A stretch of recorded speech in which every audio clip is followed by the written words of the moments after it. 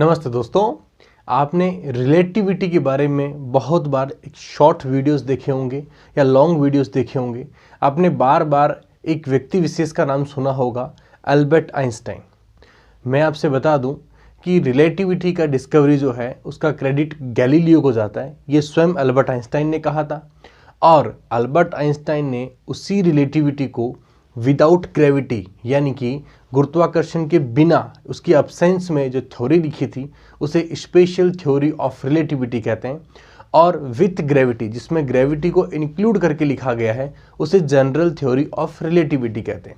ये दोनों काम रेस्पेक्टिवली 1905 और 1916 में अल्बर्ट आइंस्टाइन ने किया। उसके 10 साल बाद और उसी के क्रम से 2 साल बाद यानी कि 1926 में और 1928 में रिलेटिविटी की इक्वेशन को क्वांटम लेवल पर मॉडिफाइड करके लिखा गया, और वो दोनों इक्वेशन हैं, उन्हीं दोनों इक्वेशन को आगे जा कर के जो थ्योरी प्रोड्यूस हुई वो प्रोड्यूस हुई रिलेटिविस्टिक क्वांटम मैकेनिक्स। वो जो मैकेनिक्स जो क्वांटम लेवल पर रिलेटिविटी को होल्ड करती हैं वो मैकेनिक्स रिलेटिविटी क्वांटम मैकेनिक्स कहलाती है। उसी की लेक्चर सीरीज हम लोग स्टार्ट कर रहे हैं, जिसमें फर्स्ट लेक्चर में हम केवल एक इंट्रोडक्शन शो करेंगे कि हम पूरी सीरीज में क्या क्या हम पढ़ेंगे और किस किस चीज़ को पढ़ने पर उसकी क्या क्या एप्लीकेशन और क्या क्या उसके बेनिफिट्स होंगे। तो स्टार्ट करते हैं कि इन 1926 एरविन श्रोडिंगर, आपने ये नाम बहुत ही बार सुना होगा और ये पॉपुलर नेम है खासकर ग्रेजुएशन लेवल के ऊपर, gives A differential equation that is a core equation of quantum mechanics. आपने सुना होगा कि श्रोडिंगर इक्वेशन जो है उसी इक्वेशन को सभी के लिए सॉल्व किया जाता है, चाहे वो स्टेप पोटेंशियल हो, चाहे वो हो रेक्टेंगल पोटेंशियल हो, चाहे वह स्क्वायर पोटेंशियल हो, उसी इक्वेशन को अपन सॉल्व करते हैं। इसलिए इसको क्वांटम की कोर इक्वेशन कहते हैं, केवल नॉन रिलेटिविस्टिक रीजन के अंदर। अब देखो, वो इक्वेशन आपने बहुत बार पढ़ी होगी और मैं मानता हूँ कि आपने हमेशा उस इक्वेशन को रटा ही होगा कि इस प्रकार इस इक्वेशन को हमेशा हमें रट के रखना है, और जब भी क्वेश्चन पूछा जाए हमें इसको जस्ट कॉपी करना है। मैं आपको एक छोटा सा इंट्रोडक्शन दूंगा उस इक्वेशन को लेकर के कि श्रोडिंगर ने उस इक्वेशन को किस बेसिस पे लिखा। आपको हमेशा एक चीज़ याद रखनी है कि फिजिक्स में कोई भी जो इक्वेशन लिखी जाती है वो एक फॉर्मूला बेसिस होती है, और मोस्ट ऑफली वो फार्मूला जो होता है वो एनर्जी का ही होता है। जैसे एग्जांपल लेते हैं, टोटल एनर्जी जो होती है वो किसके बराबर होती है? काइनेटिक एनर्जी प्लस आपका पोटेंशियल एनर्जी के बराबर होती है। मान लिया आपने एक टोटल एनर्जी को अगर E लिखा है तो काइनेटिक एनर्जी से आप हाफ mv² लिखते हो, उसे आप मोमेंटम के अंदर चेंज करते हो, यानी कि आप उसे अगर संवेग में बदलोगे तो वो इक्वेशन p²/2m हो जाएगा, और प्लस आप अपना एक पोटेंशियल जो भी उसका है यूज करोगे। ये सिंपल इक्वेशन अपन नॉन रिलेटिविस्टिक के लिए हमेशा यूज करते हैं और ये उसके लिए परफेक्ट भी है। श्रोडिंगर ने क्या किया, क्वांटम मैकेनिक्स के डेवलपमेंट में प्रत्येक चीज़ को एक मैथमेटिकल फॉर्मेट में डेवलप कर दिया, क्योंकि श्रोडिंगर खुद एक मैथमेटिशियन पार्ट था। उन्होंने क्या किया, एनर्जी के लिए एक नया ऑपरेटर असाइन किया। उन्होंने बोला कि एनर्जी को इस फॉर्मेट में लिखा जा सकता है। ऐसा उन्होंने क्यों लिखा? क्योंकि एनर्जी को आप देखोगे अगर तो वो हमेशा लिखी गई है इन डिफरेंशियल फॉर्म ऑफ टाइम। क्यों? क्योंकि देखो, अगर क्वांटम लेवल आपको यूज करना है तो आपको क्वांटम लेवल के लिए आपको h का यूज करना पड़ेगा, जिसे प्लांक कांस्टेंट कहते हैं। किसी भी इक्वेशन में अगर h का यूज होता है इसका मतलब होता है वो क्वांटम मैकेनिक्स की इक्वेशन है, वरना अगर h का यूज नहीं हो रहा है इसका मतलब वो क्लासिकल की इक्वेशन है। तो h क्वांटम मैकेनिक्स को शो करता है, I कॉम्प्लेक्स नंबर को शो करता है, और एनर्जी के साथ डिफरेंशियल में कौन आया है? टाइम, क्योंकि एनर्जी और टाइम दोनों में क्या होती है? सिमिट्री होती है। तो एनर्जी की सिमिट्री टाइम के साथ होती है। तो उन्होंने एनर्जी को इस प्रकार असाइन किया। मोमेंटम में सिमिलर उन्होंने वापस वही आपका जो h क्रॉस यूज किया, I यूज किया, और एक डेल ऑपरेटर यूज किया उन्होंने। ये ग्रेडियंट भी हो सकता है और कई बार इसको डेल ऑपरेटर पे कहते हैं। डेल ऑपरेटर असल में क्या होता है? स्थिति यानी कि पोजीशन का डिफरेंशियल होता है। तो आपको रिमेंबर रखना है कि मोमेंटम में और पोजीशन में हमेशा क्या होती है? सिमिट्री होती है हमेशा। तो वो इक्वेशन इस प्रकार से रिप्लेस की गई। दोनों इक्वेशन को आप 1 बाय 1 या पुट कीजिए, आपने कई बार पुट किया होगा, ये हमारी श्रोडिंगर इक्वेशन बनती है। अब हम लोग इस इक्वेशन की सक्सेस यानी कि इसके मेरिट और डिमेरिट्स की चर्चा करते हैं।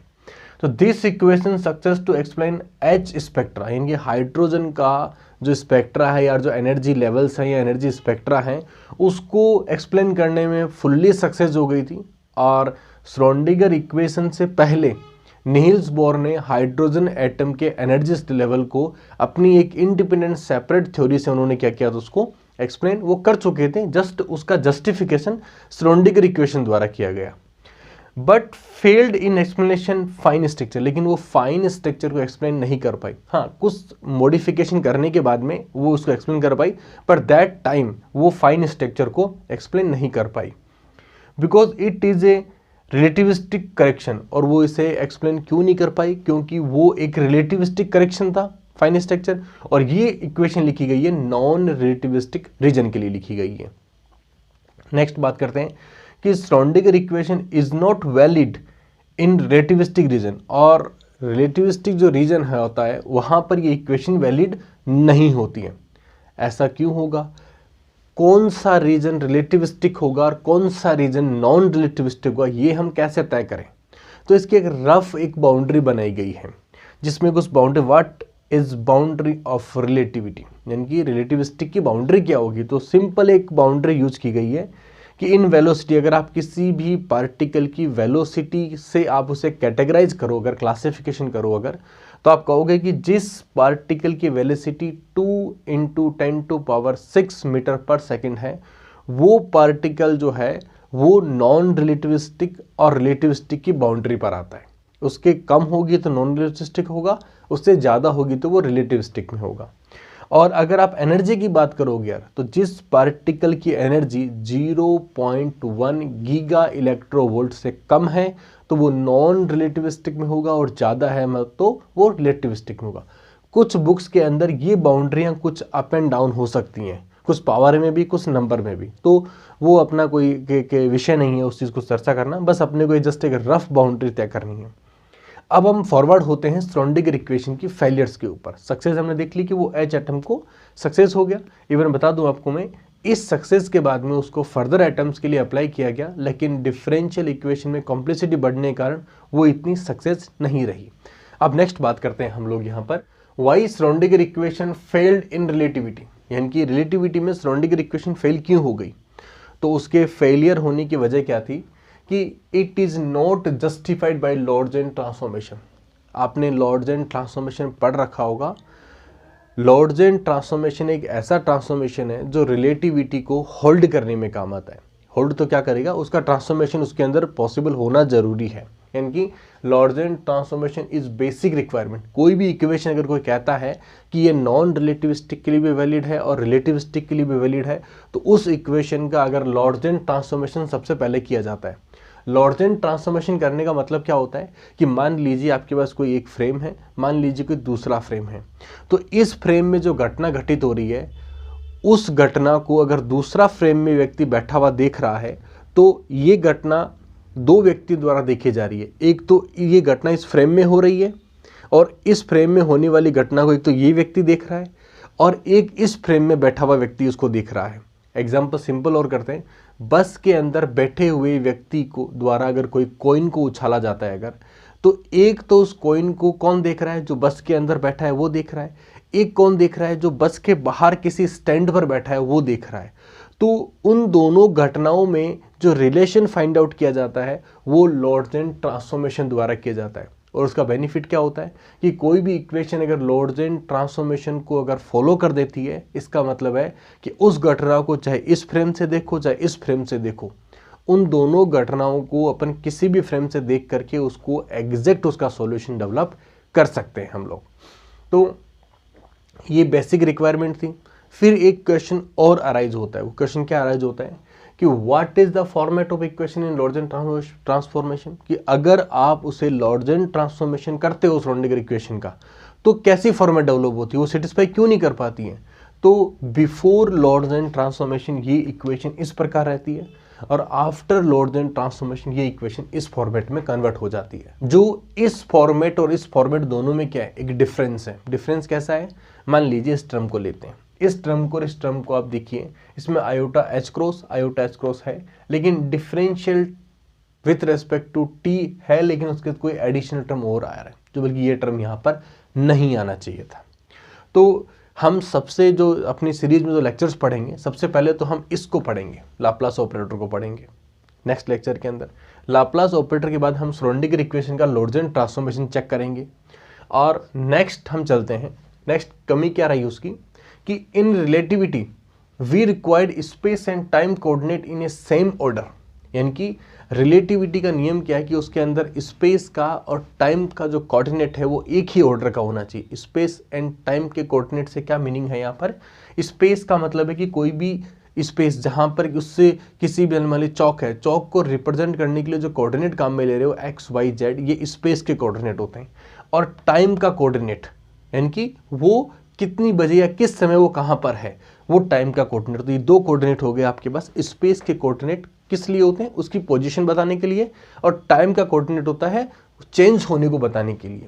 तो वो कह रहा है कि स्पेस और टाइम के कोऑर्डिनेट दोनों एक ही ऑर्डर के होने चाहिए। जो बल्कि श्रोडिंगर इक्वेशन को आप गौर से देखो तो आप देखोगे कि टाइम का जो और जो आपका जो ऑर्डर है वो तो सिंगल ऑर्डर है ना, टाइम सिंगल ऑर्डर का है। लेकिन आप देखोगे लाप्लास ऑपरेटर जिसमें क्या होता है d square upon d x square, इसको आप क्या लिखते हो, double differential with respect to x square plus double differential with respect to y square plus double differential with respect to z square.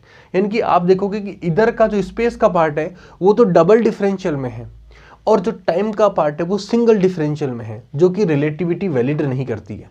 Relativity में दोनों कोऑर्डिनेट क्या होनी चाहिए, एक ही ऑर्डर के होने चाहिए, या तो दोनों फर्स्ट ऑर्डर के हों या दोनों सेकंड ऑर्डर के हों, ठीक है। But Schrodinger equation have second order in space and single order in A time coordinate, ये उसकी कमी रही। अब बात करते हैं कि श्रोडिंगर इक्वेशन में ये कमी थी, उस कमी को कैसे दूर किया गया, ये हमारा जो है वो नेक्स्ट लेक्चर होगा, ठीक है। वो क्या होगा, now we have two option, हमारे पास दो ऑप्शन है। पहला ऑप्शन क्या है, both space and time in a second order. या तो हम एक काम करते हैं कि जो टाइम का जो कोऑर्डिनेट है इसको अपन डबल डिफरेंशियल में ले लेते हैं, तो क्या होगा, इधर स्पेस का कोऑर्डिनेट भी क्या होगा डबल डिफरेंशियल में हो जाएगा, और ये भी क्या हो जाएगा डबल डिफरेंशियल में। एक चांस तो हमारे पास ये है। तो रिलेटिविटी के लिए जिस प्रकार अपन ने इस एनर्जी के रिलेशन से अपन ने क्या किया था, इक्वेशन बनाई थी श्रोडिंगर, सिमिलर हम यही काम करेंगे कि रिलेटिविस्टिक पार्टिकल जो होता है ना उसकी एनर्जी इस प्रकार लिखी जाती है। आपने कई बार ड्राइव किया होगा, ई स्क्वायर बराबर c square p square plus m g square और सी स्क्वायर। इस पूरी इक्वेशन के अंदर आप सी स्क्वायर को नीचे ले लीजिए आप, और पी की और ई की आप अपने यहाँ ऑपरेटर से वैल्यू पुट कर दीजिए। इन वैल्यूज़ को आप पुट करोगे अगर, तो आपको ये इक्वेशन मिलेगी। इसमें ज़्यादा कंफ्यूज मत होइए, हम हमारे नेक्स्ट कमिंग लेक्चर्स में इस पूरी इक्वेशन को हूबहू ड्राइव करेंगे। आप यहाँ नोटिस क्या करोगे कि स्पेस कोऑर्डिनेट भी क्या हो गया, अब डबल डिफरेंशियल हो गया, और टाइम कोऑर्डिनेट भी क्या हो गया, डबल डिफरेंशियल हो गया। यानी कि हमारी जो इक्वेशन है ना ये अब क्या हो गई, दोनों साइड डबल डिफरेंशियल हो गई है, यानी कि अब ये रिलेटिविटी के लिए वैलिड हो चुकी है। और इस इक्वेशन को हम कहते हैं, बहुत ही फेमस इक्वेशन है, कैलिन गोल्डन इक्वेशन, या कई जगह इसको केजी इक्वेशन के नाम से भी जाना जाता है। तो इस इक्वेशन को आप गौर से देखोगे अगर, आप नोटिस करोगे इस इक्वेशन में एक स्वतंत्र टर्म और आया है, वो क्या है, m का टर्म आया है। मान लिए इसी इक्वेशन को अप्लाई किया जाए अगर किसके लिए, रेस्ट मास जीरो पार्टिकल के लिए, यानी कि for rest mass zero particle के लिए इसको आप अप्लाई करोगे अगर, ये टर्म पूरा का पूरा गायब हो जाएगा m इक्वल टू जीरो रखते ही, और आपकी जो ये इक्वेशन है वो इस प्रकार कन्वर्ट हो जाएगी। लाप्लास ऑपरेटर को आप क्या लिख सकते हो, मान लिया अगर सिंगल डायरेक्शन में लिखूँ तो क्या लिखूंगा, with respect to double differential of x, है ना, और बराबर 1/c square delta T square. यहाँ से ये इक्वेशन आप समझ पा रहे हो, ये इक्वेशन असल में कौन सी इक्वेशन है, ये बहुत ही फेमस, बहुत ज़्यादा फेमस इक्वेशन वो है मैक्सवेल वेव इक्वेशन है। यानी कि रिलेटिविटी के अंदर ये इक्वेशन मैक्सवेल इक्वेशन में कन्वर्ट हो जाती है अगर उसका मास जीरो हो जाए तो। यानी कि अगर मैक्सवेल इक्वेशन में वो कन्वर्ट हो रही है तो इससे क्या प्रूफ हुआ कि मैक्सवेल इक्वेशन स्वतंत्र तौर पर तरंग की इक्वेशन है, वेव की इक्वेशन है, और ये इक्वेशन इंडिपेंडेंटली तौर पे किसकी है, पार्टिकल की इक्वेशन है। ये भी बहुत बड़ा आउटपुट है इन दोनों इक्वेशन का। अगर फिर चेक करना पड़ेगा कि क्या मैक्सवेल इक्वेशन रिलेटिविटी को होल्ड करती है क्या, अगर ये होल्ड करती है तो मैक्सवेल इक्वेशन के सारे नियमों को अपन रिलेटिविटी में अप्लाई कर सकते हैं। तो हम मैक्सवेल इक्वेशन का भी ट्रांसफॉर्मेशन चेक करेंगे लोरेंट्ज़ से, हम कमिंग लेक्चर्स में करेंगे। और इस इक्वेशन की वैलिडिटी के लिए भी हम लोग क्या करेंगे, उसको जस्ट क्रॉस चेक करेंगे। अब नेक्स्ट बढ़ते हैं हम आगे। KG equation is valid in Lorentz transformation, ये वैलिड होती हैं, but failed in explaining fermionic atom. लेकिन ये इक्वेशन फर्मियोनिक एटम्स जो होते हैं, इनकी फर्मियोन का मतलब क्या होता है, जिनका स्पिन 1/2 होता है या फिर हाफ इंटीजर होता है, वो फर्मियोन्स कहलाते हैं। यानी कि जैसे हाइड्रोजन एटम को मान लीजिए, हाइड्रोजन एटम में एक प्रोटॉन नाभिक में होता है और इलेक्ट्रॉन उसके चारों ओर चक्कर लगाता है, तो इलेक्ट्रॉन एक फर्मियोन होता है, तो वो एटम क्या हो जाएगा, फर्मियोनिक एटम हो जाएगा। तो केजी ये इक्वेशन फर्मियोनिक एटम को एक्सप्लेन नहीं कर पाई, लेकिन ये सक्सेस रही किसको, बोसोनिक एटम्स को एक्सप्लेन करने में इक्वेशन सक्सेस रही। इसको हम फर्दर डिस्कस करेंगे, ये कैसे रिटन पार्ट ही पर्याप्त है। अब हम चलते हैं, पहली कंडीशन क्या थी कि we have two option, first is both space and time coordinate in second order, वो कहलाती है हमारी ये इक्वेशन है। अब अगला चांस क्या है हमारे पास में कि both space and time in a single order, यानी कि हम इस टाइम के कोऑर्डिनेट को तो हूबहू रहने देते हैं, इस डिफरेंस लाप्लास ऑपरेटर वाले कोऑर्डिनेट को हम लोग सिंगल में कर लेते हैं। ठीक है, इसके लिए देखो सिंपल वही इक्वेशन वापस यूज की गई है, ये वाली इक्वेशन। इसको इधर रूट निकाला गया, तो जब देखोगे रूट निकालो क्या होगा आपका, plus minus C P square plus m0 square C square और आपका 1/2 रूट आ जाएगा। और इसको आप सिंपल p को और आप e को आप ऑपरेटर में पुट करोगे, ये ऑपरेटर यूज करोगे तो इक्वेशन इस फॉर्मेट में कन्वर्ट हो जाएगी, है ना। आप क्या नोटिस करोगे कि इस इक्वेशन में ये डबल डिफरेंशियल का टर्म है। डिराक ने जो डेयरिंग किया, जो साहस किया, वो बहुत ही अद्भुत था अपने समय में, यानी कि ये उन्होंने किया था 1928 के अंदर। वो उन्होंने क्या किया, उन्होंने इस इक्वेशन को इंडिपेंडेंटली स्वतंत्र तौर पर बोला कि मैं इस इक्वेशन को इस फॉर्मेट में लिखूंगा, और इस इक्वेशन को अगर मैं इस फॉर्मेट में लिख दूंगा अगर मैं, तो क्या होगा, ये इक्वेशन सिंगल ऑर्डर में हो जाएगी, यानी कि पी का क्या होगा, ये सिंगल ऑर्डर हो जाएगा। अगर मैं इस इक्वेशन को इसमें लिख पाता हूं अगर मैं, तो मेरी पूरी इक्वेशन क्या हो जाएगी, सिंगल ऑर्डर हो जाएगी और हमारी सारी प्रॉब्लम्स रिमूव हो जाएगी। क्यों, क्योंकि डबल डिफरेंशियल में सॉल्व करना बहुत ही लेंथी और बहुत ही इरिटेटिंग होता है, लेकिन सिंगल ऑर्डर में सॉल्व करना बहुत ही ईजी होता है। उन्होंने कहा कि मैं इसको इसमें कन्वर्ट कर दूंगा, और यहाँ पर अल्फा और बीटा मेरी कोई इंडिपेंडेंट मैट्रिक्स होगी। ये हम लोग हमारे लेक्चर्स में ज्ञात करेंगे कि डिराक ने किस प्रकार इस चीज़ का डेयरिंग किया और कैसे उसको जस्टिफाई किया उस चीज़ को। उसके बाद Dirac equation fully success to explain relativistic correction in a fermion atom, और बोहर मॉडल और श्रोडिंगर इक्वेशन के आउटपुट के बाद में एक रिलेटिविस्टिक करेक्शन जो डाला, उससे कहते हैं अपन फाइन स्ट्रक्चर कहते हैं, वो डिराक इक्वेशन की देन है। और Dirac use Pauli matrix for formation of our equation, और श्रोडिंगर इक्वेशन और आपकी ये जो प्रीवियस जितनी भी इक्वेशन है जैसे केजी इक्वेशंस हैं, ये स्पिन को एक्सप्लेन नहीं कर पाई थी, लेकिन पहली बार डिराक इक्वेशन ने पाउली मैट्रिक्स, यानी कि पाउली डिराक से पहले हुआ, और उन्होंने स्पिन को एक्सप्लेन करने के लिए जो मैट्रिक्स डेवलप की, उन्हीं मैट्रिक्स की हेल्प से डिराक ने क्या किया, अपनी इक्वेशन को फॉर्मुलेशन किया। Lamb shift is not predicted by Dirac equation, लेकिन डिराक इक्वेशन की खुद की एक कमी रही, वो क्या रही कि वो लैम्सेट को प्रिडिक्ट नहीं कर पाए। लेटर कुछ समय बाद में उस इक्वेशन में कुछ मॉडिफिकेशन करने के बाद में लैम्सेट को प्रिडिक्ट कर लिया गया, यानी कि सॉरी उसको वेरीफाई कर दिया गया, लेकिन दैट टाइम जब उन्होंने डेवलप किया वो उस टाइम उसको नहीं कर पाए।